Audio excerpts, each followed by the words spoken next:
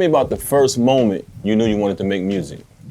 A moment that I can recall, it was in 1993 when I listened to the song from Souls of Mischief, 93 Till Infinity. Yeah. I was already aware of rap music, of course, but when I heard that, it felt different. It felt like it was part of something, and a part of something that I wanted to contribute as well. I remember when I was a kid, my parents always used to have like shows, and me and my brothers always, went with them. And seeing my parents on stage and, seeing the joy like that they have, like singing and dancing and playing all sorts of instruments, I think that was the moment where I knew like I want to do this. And I always ran up to my mom like, when can I be on stage? Like, I'm an artist. I want to be an artist so bad.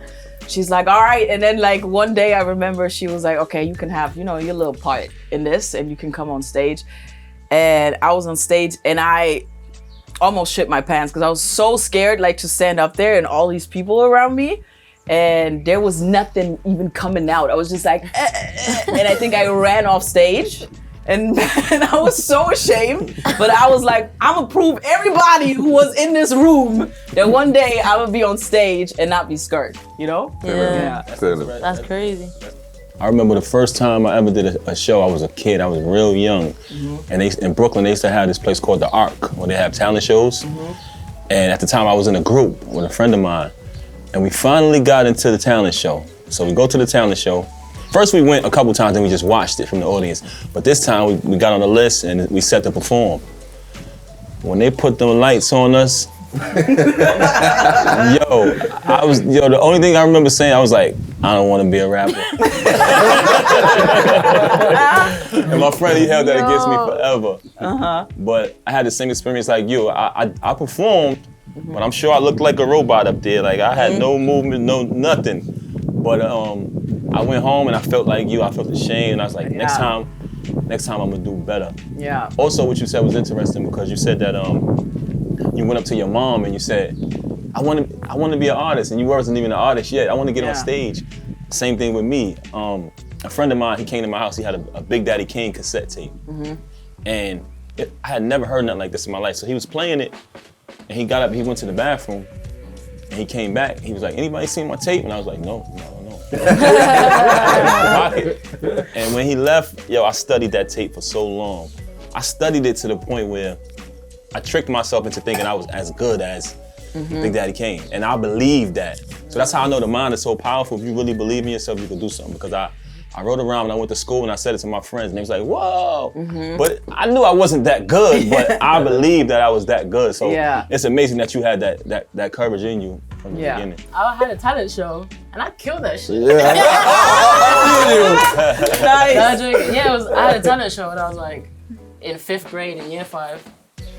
And I remember just like people cheering. Yeah, screaming. And I was like, I want this for the rest of my life. And it was like, one of those moments I was just like, this is sick. When like I did something and I felt proud of what I did and then people recognized that. I don't know why, but maybe it's my ego, but the fact that people recognized it made it that much better. I had the same feeling. Yeah, when it's definitely my ego. Yeah. But I feel like one of the reasons why I'd be lying to myself if I said like I didn't do it for like the recognition as well. Like I want people to be like, oh, that's sick, One thing you said though was really interesting. Like you believed that you were like as good as what you were like aiming, what you were practicing for. Like what moment did you guys really think? Because you gotta be delusional to like really believe that you can make it. At what point did you guys believe that you were really good? I was delusional too. I would say my parents. I feel like I'm still delusional. When my parents told me you can do this. This is good. It's a good. Because I feel like a lot of confidence on me. Yeah. So since 11 years old, my mom was behind me, telling me go for music. That's dope. That's very dope. That's really cool. That's dope. Yeah. That's very dope. My first concert was 2 years ago in Barcelona, and I remember that the people was crazy when I sang songs. It was a good moment with the people because I see that they sang all of my songs. Wow. After just practicing so many years, I took it real serious, man. I took it very serious. I had read that as a child. I read that Malcolm X read the entire dictionary. And I was like, wow, I'm gonna try that. And I literally sat there and did that. And I think at a young age, that really helped my vocabulary. Yeah. So that's when eventually I did the alphabet. I started to realize, okay, I think I'm really good now. You know what I mean? But I always believed from the very beginning that I tricked myself into believing that, because when you're listening to fucking Big Daddy Kane and this guy is saying the type, the type of lyrics he's saying, I'm like I feel like hip hop is something you live, rap is something you do. The culture, the style of dressing, everything, that itself made me want to be a part of hip hop. But Big Daddy Kane made me want to be good at it. I was like, yo, I can't be no whack MC. Like, I gotta be. Raise the bar. Yeah, so it made me study, made me practice, and here I Now am. you're here. Yep. But talk to me about your creative process. Like, how does that work? In my case, there's nothing really romantic or poetic about my doing writing rhymes or bars. I just get into it and do the job, and it's really it's almost a protocol for me now. I had to discipline myself through the years, because I became a full-time rapper at 30 years old. Went out the house at 18. So from 18 to 30, I had all kinds of jobs. I did almost any underpaid job that you can imagine in the world. And so, during the day, I had my boss, my work, and lunchtime, write bars, come home at night, very tired, write, blah, blah, blah, blah. So I did that life for 12 years, something like that. And then when I realized that I could have paid my bills with it, I just kept waking up very fucking early in the morning, and I always took it seriously, and I always took it as my job, So For me, it's more easier because my studio is in my living room. So I wake up on my studio, and whenever I go through something in my life, I just drop the problem at the studio. So I make a melody, I start with a beat, and then I start making the song just afterward. But it happens sometimes when I'm going through something. I got my best inspiration like this. Right. So yeah, I use life as an inspiration. I always start thinking about the melodies. Sometimes a random melody will pop up in my head and I'll just record it with my phone. And then once I get to the studio, I'll listen to it and then I'll just find the right words. But then sometimes it depends on the mood I'm in, Yeah. If I'm in a happy mood, then I want to make a happy song. If I'm in a sad mood, then I want to make a heartbreak song. You know what I'm saying? So it depends on what mood I'm in, but it's usually melodies first and then words after. But I stopped doing that because I had writer's block because of it. Because I felt like I had used every word there was and everything was starting to sound the same. So now I write first and then I come up with the melodies. That's my creative process. Nice. Cool. But do you still feel like everything sounds the same, or do you feel like something changed?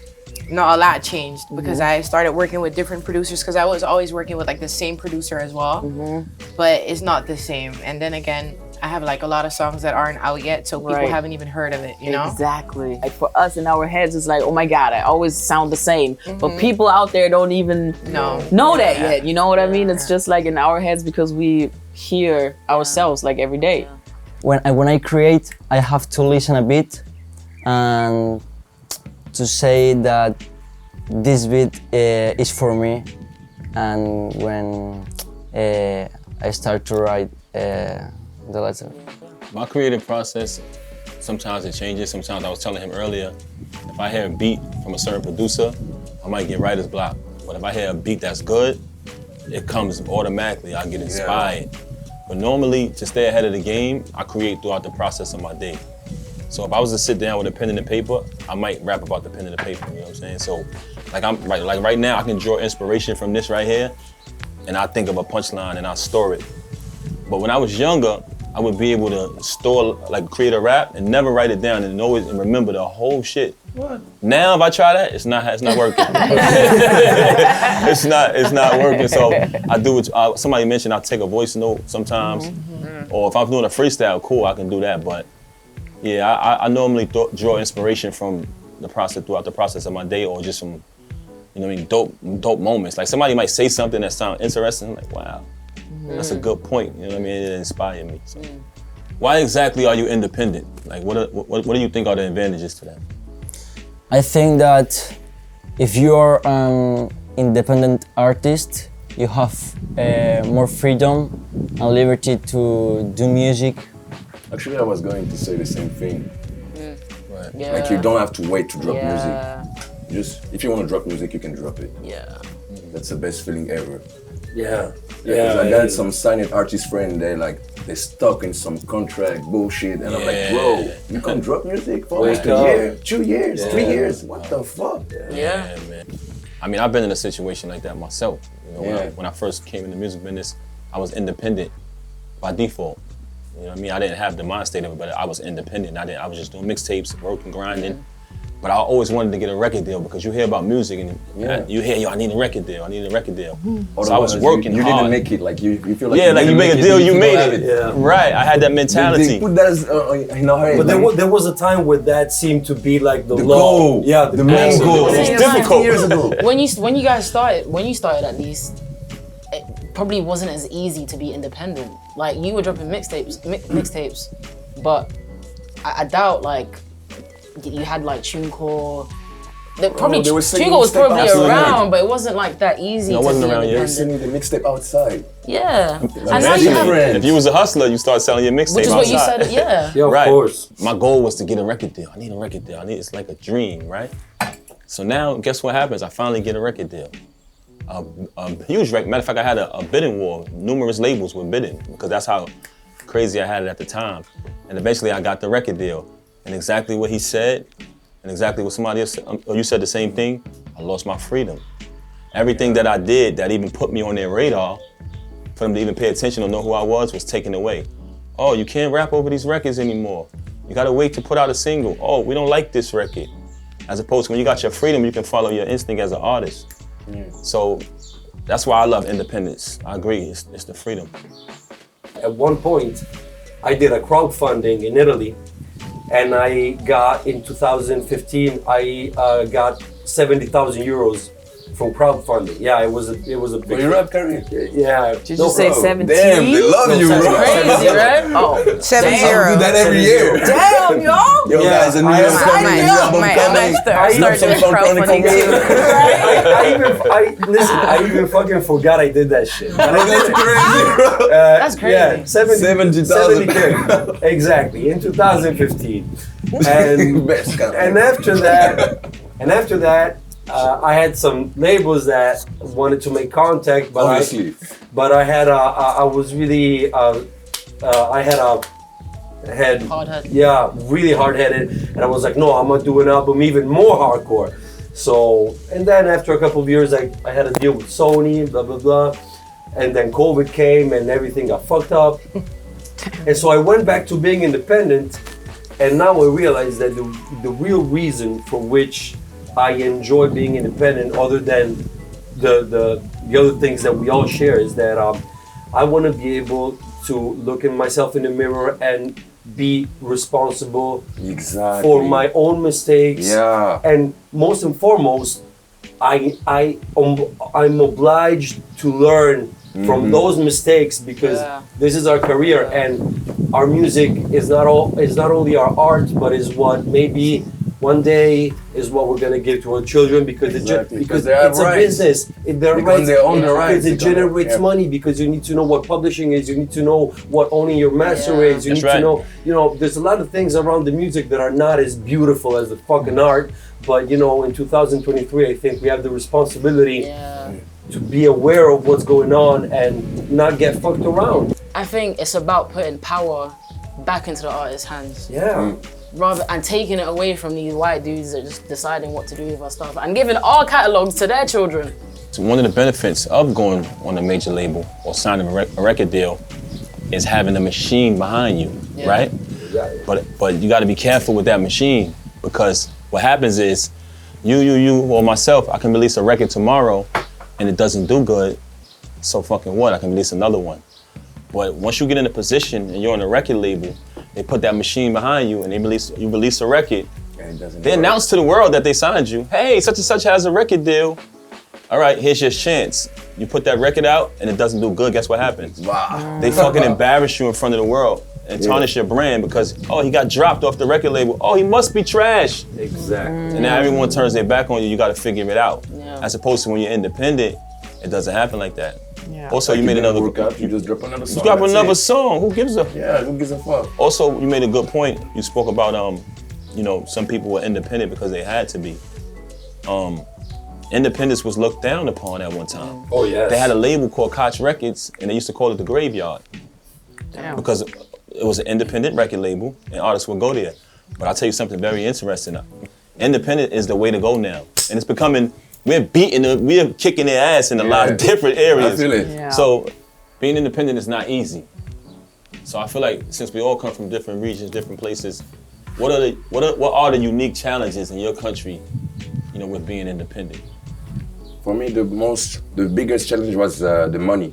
Because as an artist, as an independent artist, you need money to promote yourself, to put out the music, and to get in touch with the people. So as soon as I started putting music in myself, investing in myself, I started getting results. So now I know that if you have money, just put it in yourself. So this is the only challenge I see, the money. Because you need money to shoot a video, to promote yourself, to create the cover album, for everything. Right. Well, Even for beats. Yeah. no, you're right. That's a good point. When you sign to somebody, when the You don't profit do that when the profit come back, they take that money and then they give you some after you recoup. So I guess on the flip side, the good side is when you make that money back, it's all yours. Yeah. So I agree with you on that.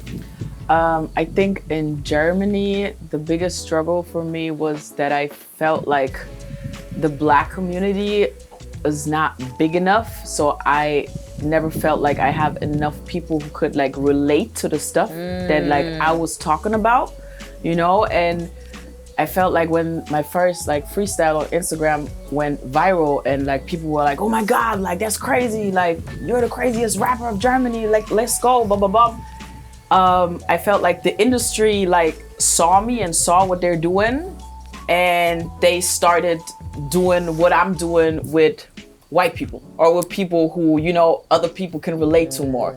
And when I was watching that, like that frustrated the living shit out of me because I felt like, yo, they all jacking my style, you know what I mean? And they making it, and it twisting it also, like they're not making it original the way that I'm, was trying to do it, but they're doing it in different ways. Story of our lives, right? Yeah, and that was just like super fucked up. But still, I never wanted to. Yeah, for real. I didn't want to like sign with a label or anything. I was just like, because I always felt like I'm just gonna continue working hard, and there is like that's not gonna stop me. Even though I'm in Germany and most of the people are white people, like I don't feel like that could ever stop me. I'm still gonna make it. People get threatened when they see confidence. Yeah. You came in, that takes a lot of confidence. Just come in and do your thing. People are Right. threatened by that. They try to take it from you. Yeah. Say stick to your guns. People always want to come give you advice after you done got the shit off the ground. This plane is already flying. When I was struggling on the runway, y'all wasn't giving me Where no were you? advice. Yes. Where were you? So Yeah, for real. I always tell artists, and I always tell myself, yo, stick to that moment when wherever you were, you did that on your own. So now that you up here, I'm not saying be arrogant, but you're not gonna slow me down with your fake advice. And stick to what got you the love from the beginning. Right. One of the problems in the US, the fucking haters, man. Like I want to come move to one of y'all country, man. Y'all got haters in the country. Welcome to the glow as fuck, bro. No, but I'm gonna tell you the part that's crazy about it, right? When you kind of struggling and you become, people start rooting for you. They root for the underdog. Eventually, when you get to that point, and it's like, soon as you start to make it, and they feel like you're going too far, it's like the crabs in the barrel. They start trying to pull you down. Like, it's like every artist. You see an artist become successful. You got somebody from their. Oh, you're changing, bro. Yeah. You're changing, brother. Yo, you changing. Somebody from their past. Oh, I want to expose him. I know this thing. I know about this. him. He's not about really him. like that. It's like over and over again. It's like, just too many fucking haters, man. That's one of the things I wanted to talk about. If you have like talent, like you intimidate other people. You know what I Right. mean? You And think if so? they're- Yeah. I Talent, think so. talent gets a lot of hate, and no one talks about that. They usually think. Yeah. I want to know from each one of y'all, what's been your personal source of motivation, like since you started your career up to now? Like, what motivates you? To me, when we talk about motivation, I can never forget when I started and why did I motivate myself to do my first rhyme or my first beat. And what motivates me, it's listening to other people's music, because it inspires me. And that still inspires me. I'm still the guy with the big radar, listening to everything that comes weekly, still revisiting old albums with new ears. What motivates me is definitely my son. You know, I want to make sure he's good. I have like a 4-year-old, you know, and my parents always made sure we would never have to face the struggles they had. They did everything in their power to make sure we were good. And that's what I want to do for my son too, so he'll be able to do that for his kids one day. The people that doubted me, you know, people used to make fun of my deep voice, like, ew, you sound disgusting, da-da-da-da-da. And look at me now, you know? So yeah, people that doubted me motivate me too. The haters motivate you Definitely. big time. Yeah. And they can help you make a great song. Yeah. You don't even know about it. You're like, bro, I need it. I need it. That's what I'm saying. You can have, like we can say comments, 1,000 comments with love. And then but you have one. 3 comments with hate, and that motivates you to write something. And there are 1,000 comments with love. That's like, a classic. I'm not gonna make a corny song That's a about my classic. family. I would say the biggest motivation was my family and my mother. Like the fact that I saw what she been through all her life. She had cancer. Wow. Yeah, and she beat it, and she always supported me over my career because I'm also an actor. Do movies on the side. This is how I gain my money. Oh, you're an actor. Yeah. Okay, I nice. started like this. I started doing freestyle, and then one freestyle put me on casting. I don't know if it's casting. Yeah, of And then I course. went there and I killed it, and I got the role. So since that, I became an actor. Good. And I What get the type of money. movies, if I may ask?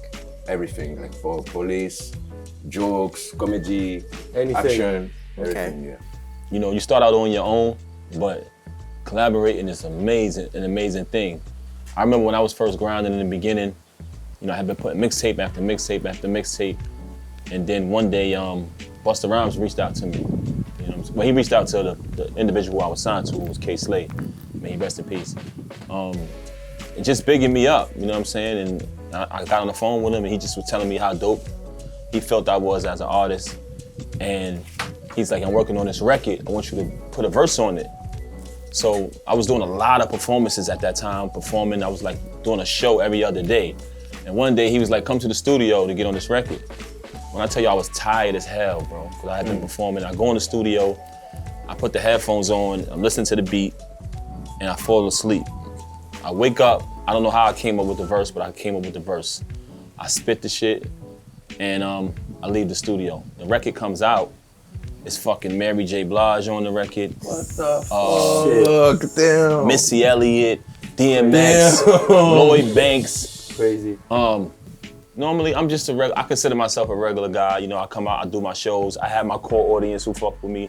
They supported me. But one day, Busta's like, hey, I'm performing at this arena in Long Island. I want you to come out. So I come out. This record was out, bro, not even maybe like 2 weeks yet. But the video had hit too. He's on the stage, I'm waiting, my part come, I walk out. This is my first experience. The whole fucking arena erupted. Ah! I'm so confused. I'm looking behind me like if anybody got the footage, I'm looking, but they were screaming for me. And that was just off of a collaboration. So a collaboration, the right collaboration can really change your life as an It was artist. the Touch It remix, The right? Touch It remix. Yeah. You said the pinky ring. Yeah, I actually got it right here. So you might think you hot now, you get the right collaboration, bro. I think Jay-Z kind of started that. When Jay-Z was coming up, he don't give a fuck. Whoever got hot, he did a record with them. With that person. And not big hot, but he, like you said, Drake, he seen it early. Yeah. And once he got on the record, boom. But at the same time, he's doing them a favor, but the artist is actually doing them a favor as well. Exactly. Because they got that next wave. Exactly. Yeah. So it's smart to collab. Facts. It's another reason to Facts. collab. It's great. Yeah. Instead of being scared of this person, you know? Yeah, that's how you maintain longevity, by embracing the new artist that's coming up. When you Exactly. try to be, oh That's no, how I'm the Jay-Z king, did, actually, I'm yeah. this, I'm that. Yeah. You're gonna stay there, and they're gonna come up, and you're gonna be. Yeah. 100%. I can say that in my case, I'm in my country. I'm one of the person that collaborated with most artists in my area of music. Between rapping and producing, I have these two outlets that allows me to do this, and it's like a mission almost. Like, oh, I still did not work with you if I like you, of course, and I'm very proud of that. To have like if we are in a room with 30 rappers from Portugal, I have a song with almost all of them, new, old, and doing remixes. That's a collaboration as well. And nowadays, I feel I'm in a phase of a different type of collaboration. That it is like, yo, Nick, let's do a whole album. Yeah. And let's join, let's mix your identity with my identity and create a new identity. Let's make a name for this group and split it 50-50. Because sometimes when we collaborate at the beginning, we had this speech that it was like, I'm in this song. But nowadays it's like, no, we did a song. That's my song too. If you go with the spirit that I'm going to participate on your song, it's different. You have to feel like, no, it's our song. So all of y'all have been fortunate enough to build followings where you come from, and I just think that's important.